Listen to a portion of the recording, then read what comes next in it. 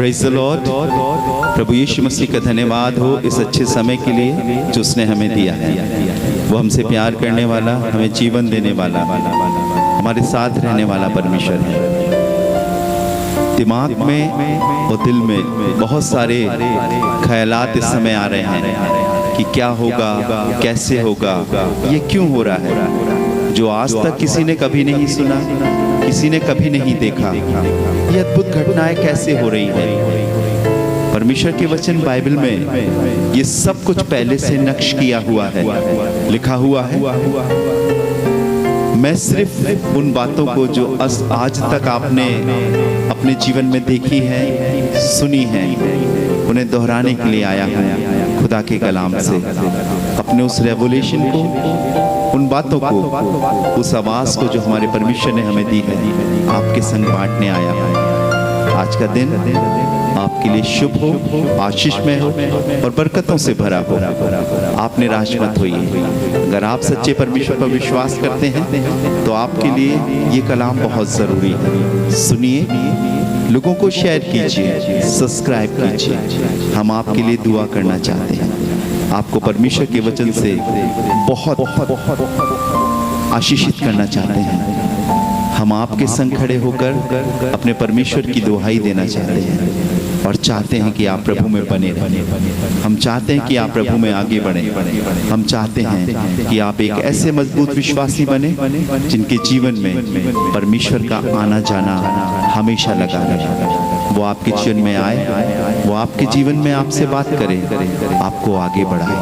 और मैं विश्वास करता हूँ इस पीरियड में जो लगभग 2 महीने का समय, जब आप अपने घरों में थे, अपने घरों में बंद थे, लॉकडाउन में थे, बहुत सारी इच्छाएं, बहुत सारी ख्वाहिशें जब आप लॉकडाउन में नहीं थे, आपकी इन दिनों में पूरी नहीं हो पाई। लेकिन यदि आप एक विश्वासी हैं, खुदावंद पर विश्वास करते हैं, तो ये सब कुछ परमेश्वर के वचन में लिखा हुआ है। चाहे वो लॉकडाउन हो, चाहे वो टिड्डी दल का आना हो, चाहे भूकंप हो, तूफान हो, या फिर महामारी हो।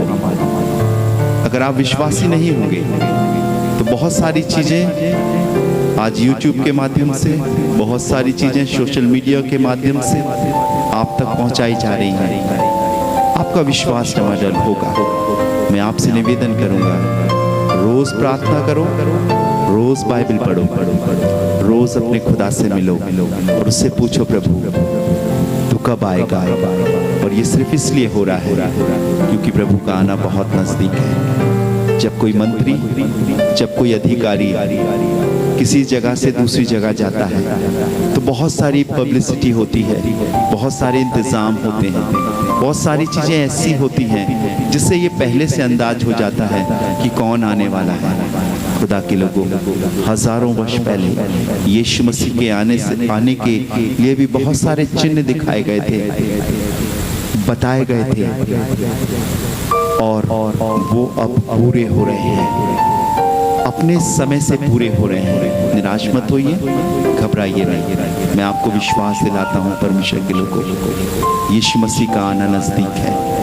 वो चिन्ह, वो चमत्कार आकाश में, पृथ्वी पर, मनुष्यों के बीच में, जंगलों में, सब जगह पूरे हो रहे हैं। मालूम क्यों? क्योंकि हमारा उद्धारकर्ता प्रभु यीशु मसीह आ रहा है आपको लेने। सिर्फ एक काम करना है, क्या हम तैयार हैं? हमें अपने जीवन को रिवाइज करना है, देखना है जो जीवन हम जी रहे हैं क्या वो सही है, जिसके अनुसार हम चल रहे हैं क्या वो सही है। क्या हमने मसीहत में आकर प्रभु यीशु को ग्रहण करके सिर्फ उससे संसारिक आशीषें पाने की इच्छा हमने जाहिर करी, या फिर हमने ये इच्छा जाहिर करी है कि प्रभु इस संसार में हमें कुछ मिले ना मिले, लेकिन हम स्वर्ग के राज के अधिकारी होना चाहते हैं। हमारी उम्र शायद 60 साल, 50 साल या 70 साल या उससे भी अधिक हो, लेकिन एक दिन समाप्त हो जाएगी। लेकिन एक आयु, एक उम्र खुदावन अता करेगा, अनंत सुख, हमेशा की जिंदगी और उसके संग राज करना। इस लॉकडाउन के पीरियड में बहुत सारे लोगों ने अपनी संस्था के मदद के द्वारा व्यक्तिगत रूप से किसी न किसी की मदद करी है, लोगों के लिए प्रार्थनाएं की हैं, अन्न अनाज को बांटा है, वस्त्र दिए हैं, उनके दुख में खड़े हुए हैं। मुझे बहुत अच्छा लगा। मैं उन सारे सेवकों को, उन सारे पास्टर्स को, उन सारे लोगों को अप्रिशिएट करता हूँ जिन्होंने इस परेशानी के दौरान मदद करी है। बाइबल में लिखा है, धन्य है जो दयावंत है क्योंकि उन पर दया की जाएगी, और परमेश्वर आप पर भी दया करेगा। और सबसे बड़ा उद्देश्य, ये सब नाशमान है, एक दिन समाप्त हो जाएगा। हमारा यीशु आने वाला है, उसके चिन्ह, उसके साइन सब कुछ दिख रहे हैं। क्या आप तैयार हैं? हाँ, मत घबराओ, सिर्फ देखो। क्या आप तैयार हैं? ये मत सोचो कि वो हमें अभी कहाँ पर लेकर जाएगा, ये मत सोचो कि वहाँ पर क्या होगा क्या नहीं होगा। इसका समय नहीं है कि हम इसका जिक्र अपने जहन में करें, पर ये सोचने का समय है, क्या हम तैयार हैं अपने उद्धारकर्ता के लिए, अपने दुल्हा यीशु मसीह के लिए? क्या हम तैयार हैं कि जब वो आए तो हम उसके संग बादलों पर उठा लिए जाए? एक छोटी सी आयत आपके बीच में बांटना चाहूँगा जो परमेश्वर के कलाम से होगी, और मैं विश्वास करता हूँ परमेश्वर उसके द्वारा आपको बरकत देगा। अगर आप बाइबल लेकर बैठे हैं तो मेरे संग इस आयत को निकालिएगा जो आपको परमेश्वर के वचन मत्ती रचित सुसमाचार उसके 24वें अध्याय और उसके 7वें पद में मिलेगी, जो आप देख रहे हैं स्क्रीन पर लिखी हुई है। जी हाँ, सुनिएगा। जाति पर जाति और राज पर राज, जाति पर जाति और राज पर राज चढ़ाई करेंगे, और जगह जगह अकाल पड़ेंगे, और भूकंप होंगे, और भूकंप या भूडोल होंगे। एक पिता को कभी खुशी नहीं होती कि उसके बेटे, उसकी बेटियां दुख में अपना जीवन बिताएं, लेकिन जब पिता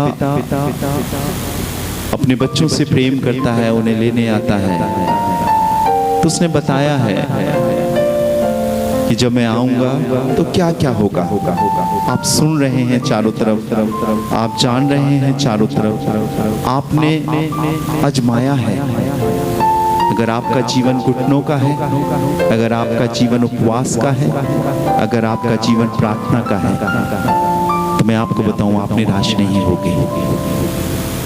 आज के समय में जाति पर जातियां चढ़ाई कर रही हैं, एक राज्य दूसरे राज्य पर चढ़ाई कर रहा है, जगह जगह अकाल पड़ रहे हैं, खाने के लाले पड़ रहे हैं, और भूडोल हो रहे हैं, तूफान आ रहे हैं। जो कुछ हमने कभी नहीं सुना, ये क्यों हो रहा है?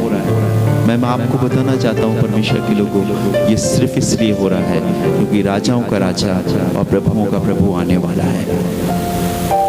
परमेश्वर के वचन बाइबल में लिखा है, और खुदा के कलाम के अनुसार जब परमेश्वर ने मनुष्यों को बनाया तो मृत्यु उसकी योजना में नहीं थी, मृत्यु उसकी बनाई हुई विधियों में शामिल नहीं थी, मृत्यु कभी भी परमेश्वर की उस विधि में शामिल नहीं थी। लेकिन जब पाप आया तो मृत्यु आई, और मृत्यु ने डेरा जमा लिया, और ऐसा डेरा जमा लिया कि वो बैठ गई। बाइबल में लिखा है खुदा के लोगों, परमेश्वर के वचन बाइबल में, जब मनुष्य अपनी ही अभिलाषा में पड़कर, फंसकर, खिंचकर पाप करता है, और जब पाप बढ़ जाता है तो मृत्यु को उत्पन्न करता है। उसने तो बागी अदन में इसलिए बनाया था कि हमारे संग समय बिताए, लेकिन हमने पाप में पड़कर, हमने अपने आप को गुनाह में डालकर परमेश्वर से दूर हो गए। अब उस मृत्यु से कौन आजाद कर सकता था? सिर्फ यीशु मसीह। और बाइबल में लिखा है कि वो इस दुनिया में आया, वो राजाओं का राजा, प्रभुओं का प्रभु था, एक आम जिंदगी उसने जी, वो हमारे साथ बना रहा, वो हमारे साथ हमेशा रहा। 33.5 साल उसकी उम्र थी और उसने लगभग 3.5 साल सेवा करी और हमेशा हमेशा के लिए उसने एक मनुष्य का जीवन जिया। हाँ, लिखा है बाइबल में, आकाश के पक्षियों के तो घोंसले होते हैं, परंतु मनुष्य के पुत्र प्रभु यीशु मसीह के लिए सिर रखने को भी जगह ना थी। हाँ, उसने उस रास्ते पर चलकर दिखाया कि यदि आप पाप से दूर रहोगे, गुनाह से दूर रहोगे, तो वो आपको एक जैवन जीवन देगा। चूंकि पाप आने के कारण मृत्यु आ गई और मृत्यु जरूर था कि उस रास्ते से गुजरना है। बहुतों ने वादा किया कि हम मरेंगे नहीं, लेकिन वो मर गए और नष्ट हो गए। लेकिन यीशु मर कर तीसरे दिन मृतों में से जी उठा और वो आज भी जीवित है, आज भी मेरे और आपके साथ है, आज भी वो मेरे और आपके लिए हमेशा खड़ा रहता है। और वो उसी मृत्यु से आपको बचाने के लिए इस दुनिया में आने वाला है। हाँ, मृत्यु किस रूप में आती? कहते हैं कि मौत तो बहाना बना कर आती है। कोई एक्सीडेंट में खत्म हो जाता है, कोई गिरकर खत्म हो जाता है, कोई बीमारी में खत्म हो जाता है, कोई अनायास ही खत्म हो जाता है। मौत बहाना बना कर आती है, लेकिन बाइबल में लिखा एक दिन सबको मरना और उसके बाद न्याय का होना नियुक्त है। वो आपसे प्यार करता है। जब ये वचन हम पढ़ रहे हैं, क्योंकि जाति पर जाति और राज पर राज चढ़ाई करेंगे और जगह जगह अकाल पड़ेंगे और भूंडोल होंगे। एक आयत और पढ़ेंगे हम लोग, मार्क चैप्टर 13 वर्स 8, मरकुस उसका 13वां अध्याय और उसका 8वां पद। जी सुनिएगा। क्योंकि जाति पर जाति चढ़ाई करेंगे और राज पर राज चढ़ाई करेंगे हर कहीं भूकंप होंगे और अकाल पड़ेंगे। यह तो पीड़ाओं का आरंभ ही होगा। इस समय आप देख रहे हैं कितने लोग परेशान हो रहे हैं, कितने लोगों की बनाई हुई योजनाएं टूट गई हैं। बाइबल बताती है ये तो पीड़ाओं का आरंभ ही होगा। इसे देखकर घबराइए नहीं, इसे देखकर निराश मत होइए। शुरुआत है, वो आने वाला है। रिवीजन कीजिए अपनी जिंदगी का, दोहराइए जो आप जी रहे हैं। शायद आपको लगता है कि हमने कोई गलती, कोई गुनाह नहीं किया है। शायद हमें नहीं मालूम कि हम कैसा जीवन जी रहे हैं। शायद हमको इस बात के विषय में कोई नॉलेज नहीं है। परमेश्वर हमसे प्यार करता है, परमेश्वर हमारे साथ रहना चाहता है। बाइबल में लिखा है मनुष्य अपनी दृष्टि में गुनहगार नहीं होता। उसे लगता है कि उसके गुनाह धुल गए, लेकिन हकीकत में वो गुनहगार होता है। आपने अपने मन को अपने तरफ से सेटिस्फैक्शन दे दिया और सोचने लगे कि नहीं सब ठीक है, नहीं गलत। वो जांचता है, वो परखता है।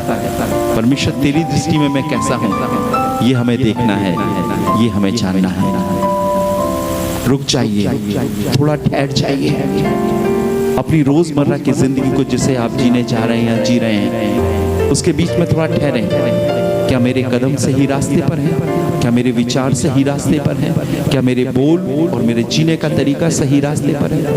और अगर आपको लग रहा सही रास्ते पर है, तो आप परमेश्वर से पूछें, क्या परमेश्वर मैं सही रास्ते पर चल रहा हूँ कि नहीं? जब आपके कानों में ये आवाज़ आती है या आपके जहन में ये विचार आता है, सोचिए क्या आप तैयार हैं? ये दुख बहुत बड़ा नहीं है, लेकिन एक वो दुख जो उस दिन मिलेगा न्याय के समय, वो अनंत पीड़ादायक होगा, असहनीय होगा।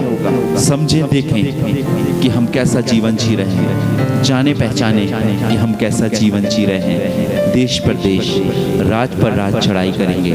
दूसरे इतिहास उसके 15वें अध्याय उसके 5वें पद में लिखा हुआ है कि उस समय ना तो जाने वाले को कुछ शांति होती थी और ना आने वाले को कुछ शांति होती थी, वरन सारे देश में सब निवासियों में बड़ा ही कोलाहल होता था।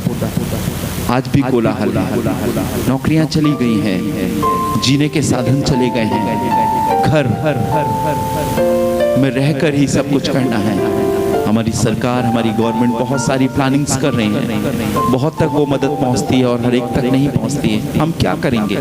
हमारे बच्चे क्या करेंगे? स्कूल बंद हो गए, बहुत सारी शॉप्स बंद हो गई, हमें उन नियमों का पालन करना है। हम कैसे करेंगे? हम कैसे आगे बढ़ेंगे? हम सोच रहे हैं, और मैं आपको बताना चाहता हूँ परमेश्वर के वचन में कि वो हमसे प्रेम करता है। देखिए, दोहराइए, सोचिए, न्याय के लिए तैयार होइए।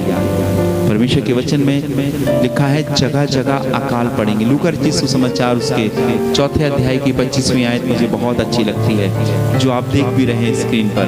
सुनिएगा, लिखा है, और मैं तुझसे सच कहता हूँ कि एलिया के दिनों में जब 3.5 वर्ष तक आकाश बंद रहा, यहाँ तक कि सारे देश में बड़ा अकाल पड़ा, तो इस्राएल में बहुत सी विधवाएं थीं।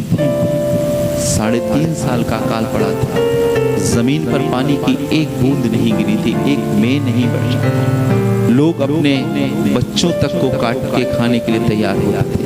हर तरफ कोलाहल, हर तरफ मृत्यु। कैसे जिए, कैसे आगे बढ़े? अशांति के बहुत सारे कारण आप भी सुनते होंगे। ट्रेन में किसी की डेथ हो गई, वो चलते रहे सड़क पर अपने गांव जाने के लिए, रास्ते में खत्म हो गए। कभी सुना होगा महामारी ने मार दिया। मृत्यु किसी ना किसी तरीके से आ रही थी। बाइबल बताती है अकाल था, खाने के लाले पड़ गए थे, लोग चिल्ला रहे थे। गर्भवती महिलाएं परेशान हो रही थी, अपनी आंखों के सामने बच्चों की मौत होते हुए देख रहे थे। बड़ा अकाल, हम भी उसी दौर से गुजर रहे हैं। बाइबल में लिखा हुआ है, देख पाप द्वार पर है, मृत्यु भी द्वार पर खड़ी हुई है। हमें अपने जीवन को देखना है, क्या हम सचमुच सही रास्ते पर हैं? क्या हम सचमुच जी पा रहे हैं? एक आयत और पढ़ूंगा मैं जल्दी से, 2 क्रॉनिकल चैप्टर 7 वर्स 14। आप इसे बहुत गौर से सुनिएगा और इस आयत को भी सुनिए। हुंडोल के विषय में लिखा हुआ है, एक्ट्स ऑफ अपोस्टल, प्रेतों के काम, 4 अध्याय उसके 31वें पद में पौलुस और सिलास के विषय में लिखा हुआ है कि जब वे प्रार्थना कर चुके तो वो स्थान जहां वे इकट्ठे थे हिल गया और वे सब पवित्र आत्मा से परिपूर्ण हो गए। और लिखा है परमेश्वर का वचन हियाव से सुनाते रहे। सत्यता बताना है लोगों को। भूडोल होंगे, पृथ्वी डोलेगी, भूकंप आएंगे, लेकिन क्या हमें मालूम है ये क्यों हो रहा है? ये सिर्फ एक चिन्ह है। शायद हमने परमेश्वर की व्यवस्था को नहीं जाना, नहीं पहचाना, उसके वचन को नहीं पढ़ा। सिर्फ हमारे दिमाग में एक ही ख्याल आता है, ये भूडोल हो रहा है, इतने लोग मर रहे हैं, क्या ये परमेश्वर को अच्छा लग रहा है? नहीं, कदापि अच्छा नहीं लग रहा है। लेकिन उसे अच्छा ये लगेगा कि लोग अपना जीवन उसे सौंपें, अपनी जिंदगी को उसके हवाले करें। और अगर उनके जीवन में ये घटनाएं आती हैं, भूकंप, अकाल, लड़ाइयों का जिक्र, अशुभ समाचार, तब वो निराश ना हो, घबराए ना, वो याद करें ये सब कुछ होना जरूरी है। बाइबल में लिखा है आकाश और पृथ्वी टल जाएंगे, ठीक है ना? आकाश और पृथ्वी टल जाएंगे, लेकिन परमेश्वर के कलाम, खुदा का कलाम जब तक बिंदु से बिंदु पूरा ना हो जाए कभी ना टलेगा। नहूम की किताब में लिखा है उसका 1 अध्याय और उसके 5वें और 6वें पद में, उसके स्पर्श से पहाड़ कांप उठे हैं और पहाड़ियां गल जाती हैं। उसके प्रताप से पृथ्वी वरन सारा संसार अपने सब रहने वालों के संग समेत थरथरा उठ रहा है, थरथरा रहे हैं। पहले से मालूम चल जाता है कि वो तूफान आ रहा है, पहले से मालूम चल जाता है, हम अलर्ट हो जाते हैं। हाँ, पर क्या हम जिंदगी बचा सकते हैं? हम नुकसान को थोड़ा कम तो कर सकते हैं, हम लोगों की मदद के लिए जा तो सकते हैं, लेकिन अगर मौत आ रही है तो हम उसे रोक नहीं सकते। और हम एक शब्द कहते हैं, एक खबर सुन रहे होंगे, मालूम वो खबर क्या है? टिड्डी दल हमारे शहर में भी आया, दूसरे देश से आया। पर ये क्यों आ रहा है? लोग बॉर्डर पर एक दुश्मन को रोक सकते हैं, एक सीमा को सील कर सकते हैं, पर क्या लोग इस टिड्डी दल को एक देश से दूसरे देश जाने से रोक सकते हैं? कदापि कदाचित नहीं। परमेश्वर के वचन में लिखा हुआ है, भजन संहिता उसका 105 अध्याय उसके 34वें पद में, उसने आज्ञा दी तब अनगिनत टिड्डियां और कीड़े आए। किसने आज्ञा दी? उसने दी। समझ रहे हो? जिसने आपको बनाया, आपको जीवन दिया, उस परमेश्वर ने आज्ञा दी। क्यों दी? क्योंकि एक चिन्ह है, एक साइन है, परमेश्वर की ओर से ठहराया हुआ एक समय है कि वो शीघ्र आने वाला है। क्या आप तैयार हैं? जगह जगह फसलें नष्ट हो रही हैं, जगह जगह लोग प्रयास कर रहे हैं, बहुत सारे न्यूज़ चैनल पर उनके विषय में बताया जा रहा है। पर जिन्होंने बाइबल नहीं पढ़ी है, जिन्होंने प्रार्थना नहीं करी है, जिनका संबंध प्रभु से नहीं है, वो घबरा रहे हैं और डर रहे हैं, क्या हो रहा है, क्यों हो रहा है? और मैं आपको बताना चाहता हूँ, किसी शास्त्र में आपको इसका जिक्र नहीं मिलेगा, सिर्फ खुदा के कलाम में, परमेश्वर के वचन बाइबल में मिलेगा। डिस्क्रिप्शंस में मैं कुछ आयतें लिख दूंगा। आप जब इस कलाम को, शुभ संदेश को सुन रहे हैं तो आप उन्हें भी पढ़ें, ये परमेश्वर के वचन में इसके विषय में क्या लिखा है। महामारी, डर लगता है जब हम टीवी में आंकड़े देखते हैं। हमें अपने देश में, हमारे दूसरे देश में, हमारे जहन में एक सवाल आता है, ये क्यों हो रहा है? पर मैं आपको बताना चाहता हूँ, दूसरा इतिहास उसका 7वां अध्याय उसके 13वें पद में लिखा है, यदि मैं आकाश को ऐसा बंद करूं कि वर्षा ना हो, वह टिड्डियों को देश उजाड़ने की आज्ञा दूं, वह अपनी प्रजा में मरी फैलाऊं। कौन कह रहा है? ये परमेश्वर। हमें नहीं मालूम कि क्यों हो रहा है, मालूम क्यों हो रहा है? शायद हम दौड़ते दौड़ते बहुत आगे निकल गए हैं, कुछ चीजें हमारी पीछे छूट गई हैं, हमें रिवीजन करने की जरूरत। शायद हमने पैसा कमाने में, शायद हमने अपने घर को बनाने में, शायद अपने आप को संवारने में हमने इतना समय लगा दिया है कि हम कुछ भूल गए हैं। रुक जाइए, ठहर जाइए, संभल जाइए। शायद हमने संसारिकता पर इतने मन को लगा लिया कि हम सच्चे परमेश्वर की आवाज को भूल गए हैं। अब घबरा रहे हैं, अब डर रहे हैं। जब हम बंद हो गए हैं, जब हम बीमार हो गए हैं, जब हमारे पास आमदनी के जरिए नहीं है, इन लगभग 60 दिनों में जब हम अपने घरों में बंद थे, लॉकडाउन थे, हमने पैसे का क्या इस्तेमाल किया? क्या हम बड़ी कार खरीद सके? क्या हम बड़ी बिल्डिंग खरीद सके? क्या हमने जमीन खरीद ली? कुछ नहीं। सिर्फ पैसा हमारी जिंदगी जीने के लिए, सब्जी रोटी यही खरीदने के काम में आया। उसके बाद भी लोगों की मृत्यु हुई। पैसे में जीवन नहीं है, धन में जीवन नहीं है, शारीरिक स्थिति से आप कुछ दिन जिंदा रह लोगे, लेकिन एक है जो पैसे से बढ़कर है, धन से बढ़कर है, दौलत से बढ़कर है, वो है हमारा खुदावंद यीशु मसीह। ठहर जाए। लिखा हुआ है, यदि मैं आकाश को ऐसा बंद करूं कि वर्षा ना हो, टिड्डियों को देश उजाड़ने की आज्ञा दूं, वह अपनी प्रजा में मरी फैलाऊं। भयभीत हैं, घबरा रहे हैं, डरे हुए हैं। रुक जाइए, ये क्यों हो रहा है? क्यों पिता ये सब की आज्ञा दे रहा है? मालूम, इसलिए दे रहा है कि शायद हमने पाप से बहुत अधिक समझौता कर लिया है। झूठ बोलना, व्यभिचार करना, धोखा देना, मिलावटी बातें करना, घमंड करना, अपनी बुद्धि का गलत इस्तेमाल करना। शायद हमने अपने आप को उस जगह पर रख लिया है जहां पर हमने सिर्फ ये सोचा है कि यही जीवन है। नहीं, बाइबल में लिखा है, धोखा ना खाओ, परमेश्वर ठट्टों में नहीं उड़ाया जाता, क्योंकि मनुष्य जो कुछ बोता है वही काटेगा। आज हमने अपने पिता परमेश्वर का दिल दुखाया है, उसकी आज्ञाओं को नहीं माना है और सिर्फ अपने जीवन जीने के साधनों में ही अपने वक्त को गुजारा है। सतर्क हो जाइए, सावधान हो जाइए। और आज भी हम सबको सावधान होने की जरूरत है, वरना नाश होने वालों की बड़ी भीड़ है। जब परमेश्वर ने मूसा को आज्ञा दी कि बनी इस्राएलियों के मिस्र की गुलामी से निकाले, तो मालूम है कितने लोग निकले थे? लगभग 20 लाख से अधिक। वो 40 साल की गुलामी से मिस्र से निकले थे, परंतु कितने लोग उस प्रतिज्ञा किए हुए देश में पहुंच सके? सिर्फ 2 लोग, यहोशू और कालेब। क्या उन्होंने परमेश्वर के चमत्कार मिस्र में नहीं देखे थे?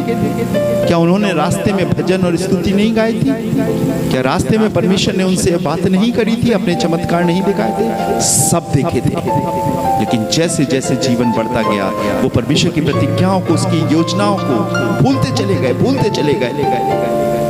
उसकी दया की बातों को भूलते चले गए। और बाइबल में लिखा है वो सब रास्ते में ही नाश हो गए। परमेश्वर आपसे प्यार करता है, आपको रास्ते में नहीं छोड़ना चाहता है। इन घटनाओं के द्वारा एहसास दिलाना चाहता है कि ये जरूर होंगी। अभी आपने सुना इस आयतों को, ये तो पीड़ाओं का आरंभ ही होगा। देखें, समझें, रिवाइज करें अपनी लाइफ को। उस दिन से उस दिन तक हिसाब देना होगा जब आपकी सांसें इस दुनिया में चलने लगी, और उस दिन तक जब आपकी सांसें इस दुनिया में खत्म हो गई। शायद आपको मालूम नहीं कि जो आप करके आ रहे हो वो परमेश्वर देख रहा है। शायद आपको मालूम नहीं कि जो आप अपने जहन में सोच रहे हो, अपने मन में सोच रहे हो, परमेश्वर उसे सुन रहा है।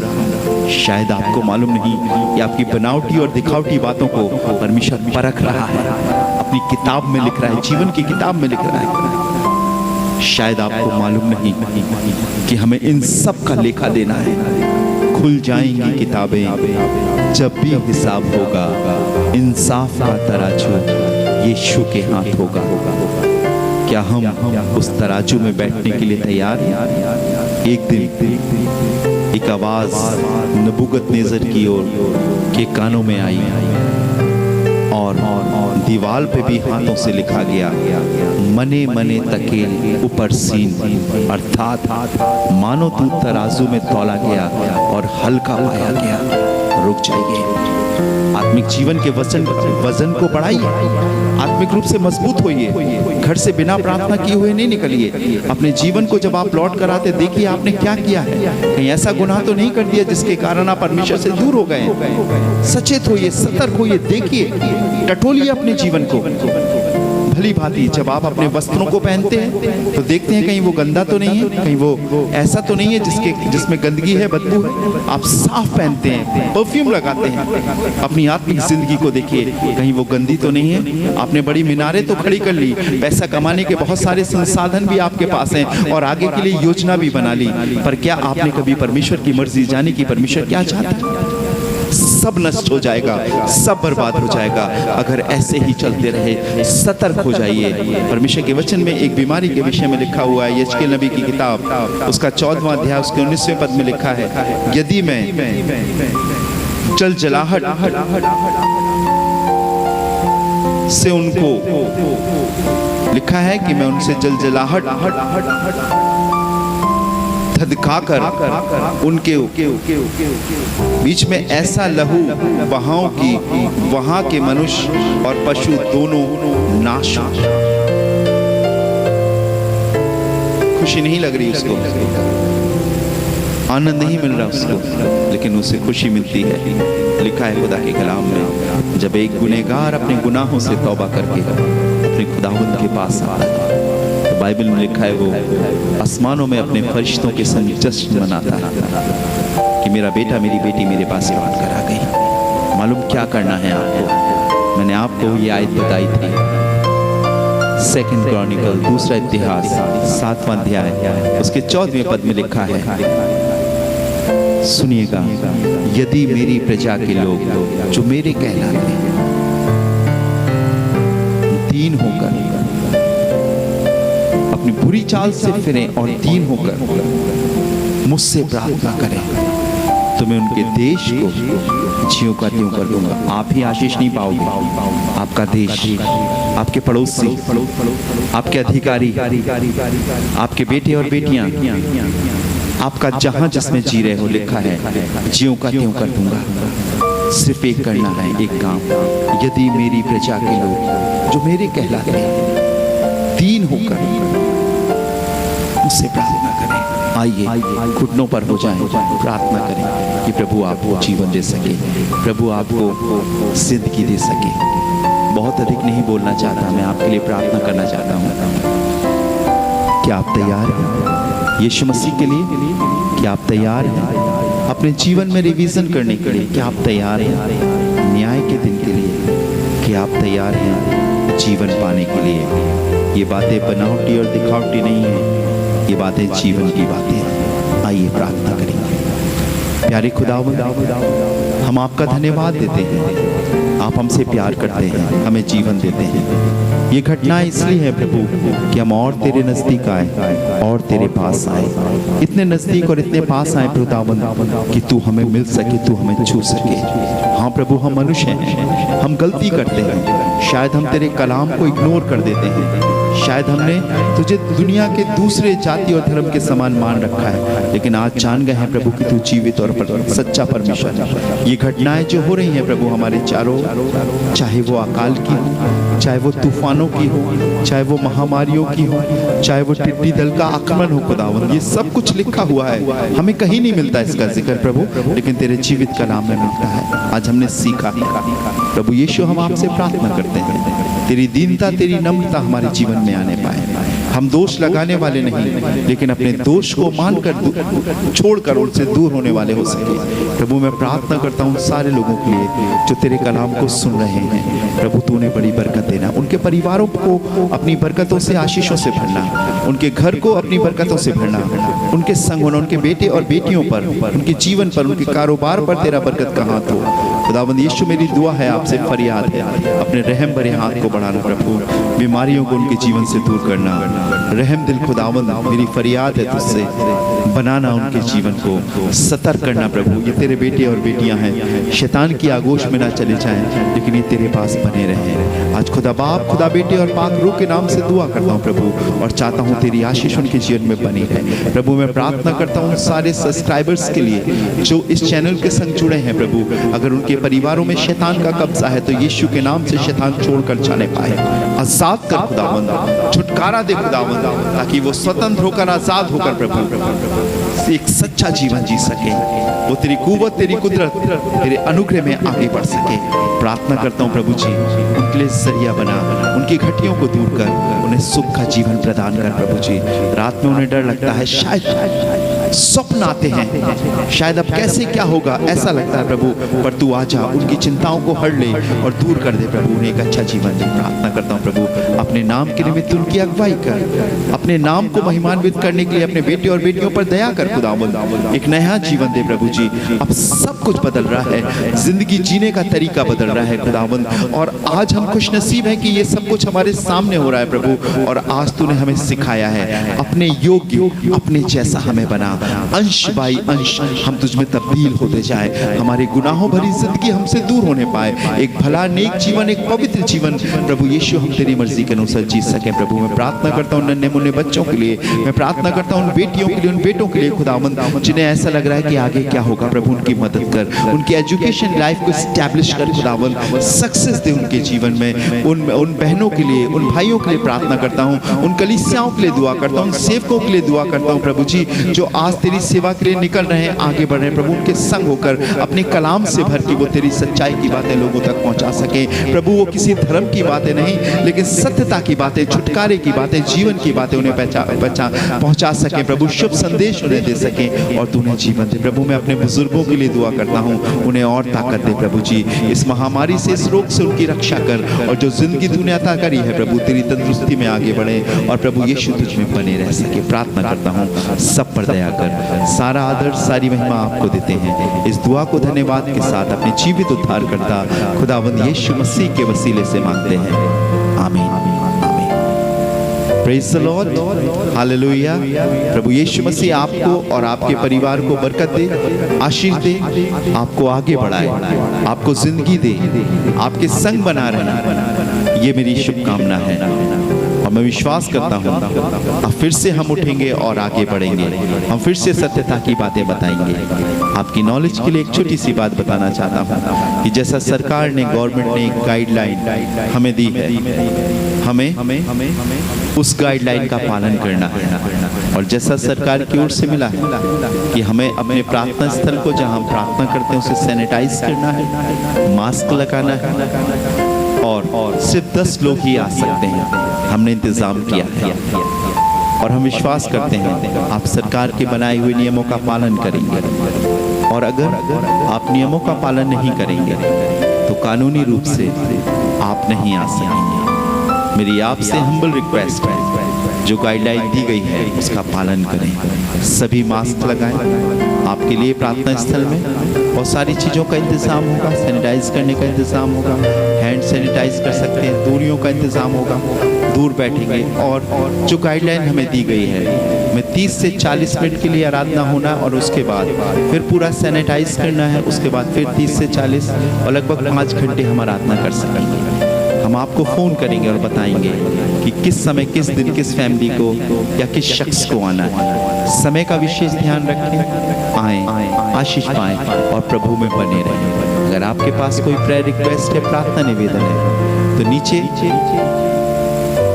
आईडी है, हमारा कांटेक्ट नंबर है, आप हमें मेल कर सकते हैं, फ़ोन कर सकते हैं, ताकि हम आपके और आपके परिवार के लिए प्रार्थना करें और आप प्रभु में बढ़ें। और हमें आपके लिए प्रार्थना करना अच्छा लगता है, हमें आपके संग अपने प्रभु के जीवन की बातें शेयर करना अच्छा लगता है। परमेश्वर आपको और आपके परिवार को सुरक्षित रखे और बरकत दे। May God bless you.